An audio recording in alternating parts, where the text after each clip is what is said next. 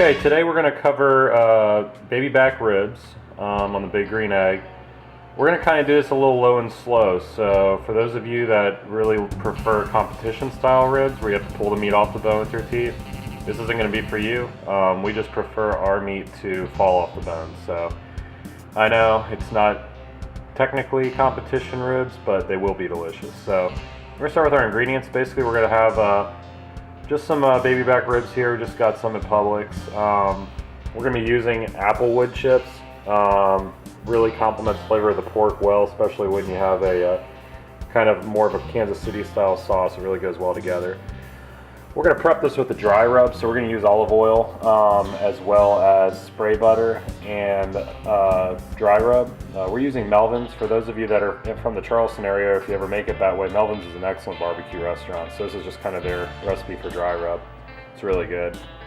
Then we're using Sweet Baby Ray's barbecue sauce. It's just our preferred sauce. You can use whatever sauce you like. And then we're just going to use some apple juice. So we're actually going to use this in a drip pan, which you see is just kind of a standard size aluminum foil pan. And we're going to put this basically at the bottom of the plate setter so that apple juice kind of can evaporate over the meat to keep it real moist during the entire cook time. So we're going to prepare this with the dry rub. Let it hang out for a little bit and fire up the grill, and then we'll probably put this on anywhere between 6 to 8 hours. It just kind of depends when all of our sides are done, but we're going to do this really low and slow, probably not getting above 210 to 220 degrees. Okay, so we're going to start with our dry rub here, and basically we're going to do both sides. But what we're going to do, we're going to coat it with a little bit of olive oil, not a whole lot, but just enough to kind of get a light glazing. So you'll see we're just going to kind of drizzle on both sides that are cut. And then we're going to come in with our spray butter. You don't have to use actual butter. Usually it's kind of a vegetable spread. That's what we're using right now. You can also do margarine, whatever works for you, but just a little something to kind of coat it with a little sweet flavor. So then we're going to take our hand in here. We're going to kind of rub it around. Make sure that we evenly coat it. We just want to kind of work it all in there. What this will actually do is it'll really kind of lock in once you get the dry rub on there. It'll lock in a lot of that flavor. It'll kind of crispen the skin up a little bit, give it a little bit of crunch. So now that that's evenly distributed, we're actually going to shake on the Melvin's dry rub. So if you want to actually hold this for me. What you're going to do is you're not going to get too crazy with it. You're just going to kind of do a light dusting. I mean, you can be as generous as you want. It just depends on how flavorful you want this to be. Since we're not leaving these dry, we're going to be basting with barbecue sauce. I usually don't go too crazy on this.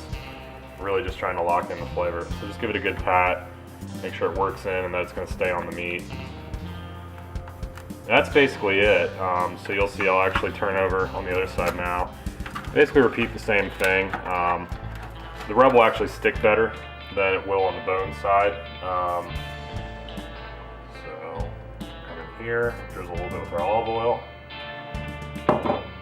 rub that in, come in with our spray butter, basically repeat what we did on the other side. Evenly distribute that.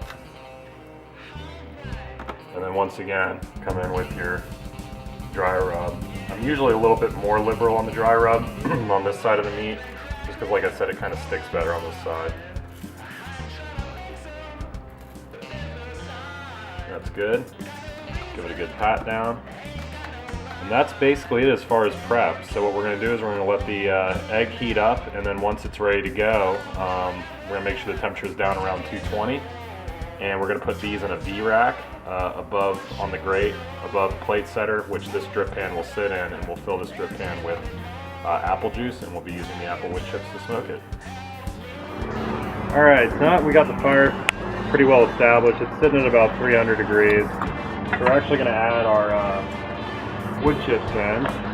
These soak for 30 minutes. These are apple. So just kind of liberally spread those around. Give it a good stir so we don't choke out the fire completely.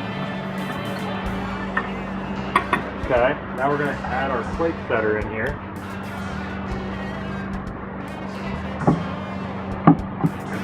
our drip pan. Now we've added our drip pan. We're going to fill it with apple juice. Keep it nice and moist in there. You'll notice the smoke is already billowing from the wood chips. We'll use about half the bottle for now. We may add some more later. Okay, now we're going to add our fire grate. Followed by our ribs. These ribs are a little bit too small to sit in the sand normal, so we're just going to lay them across the top for now.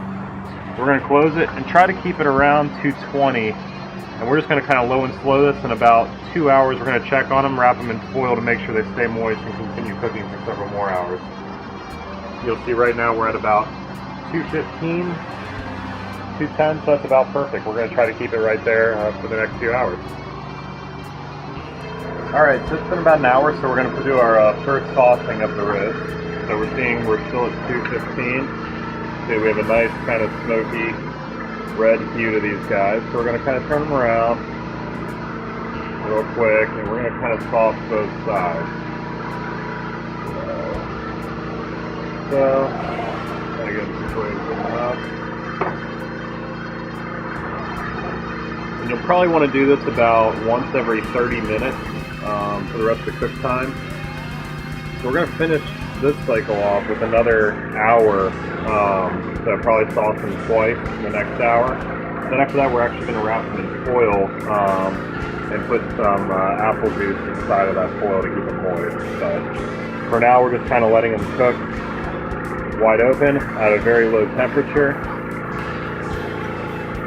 We're going to give them a quick flip back to how they were before.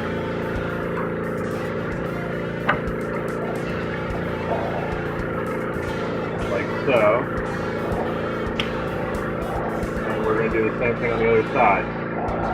Now you'll notice we're laying it on top of the V-rack for now. We're actually going to put them sideways in the V-rack once we get them in foil. Just did that. And again, we're just going to kind of spread the sauce over. And we'll just continue to baste, like I said, for about once every 30 minutes over the course of this cook time. So we look like we're still good on apple juice below it in the drip pan, so we're just going to actually just close them up as is and give it another hour at 220. Okay, now that it's been on here for about an hour, hour and a half, we're going to pull these off and we're actually going to foil them. So, we're going to kind of just put them in like this. Now what we're going to do is we're going to wrap them up.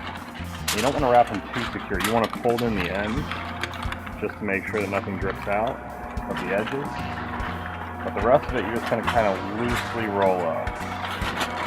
Kind of like so. Reason why is you want to be able to add sauce as these cook. So we're going to put this guy back in here and set him vertically now. And then we're going to repeat the second one.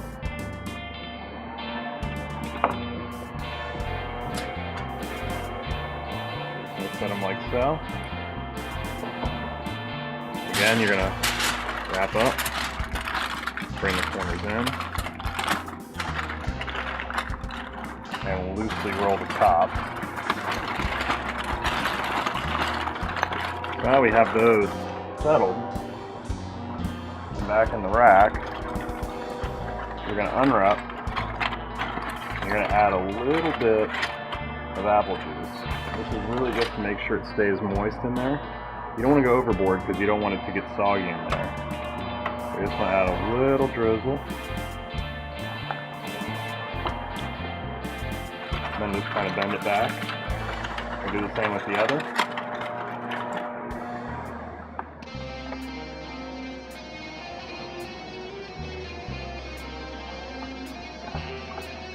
And then you're going to continue to check on this about every 30 to 45 minutes and add more barbecue sauce inside the foil each time you check. We're not going to do it now because I actually just added more before I did this.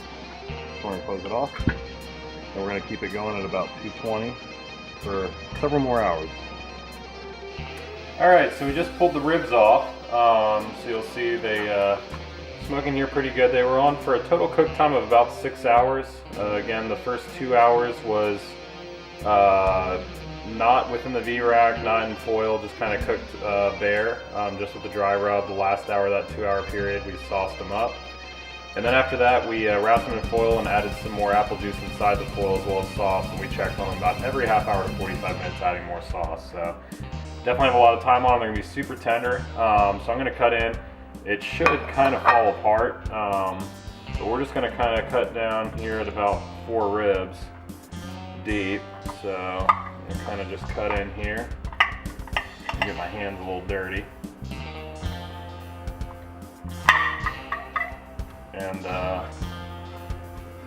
we'll separate these and we'll check back in when I get my first bite. So that's a picture of a perfect plate. And we're gonna take our first bite.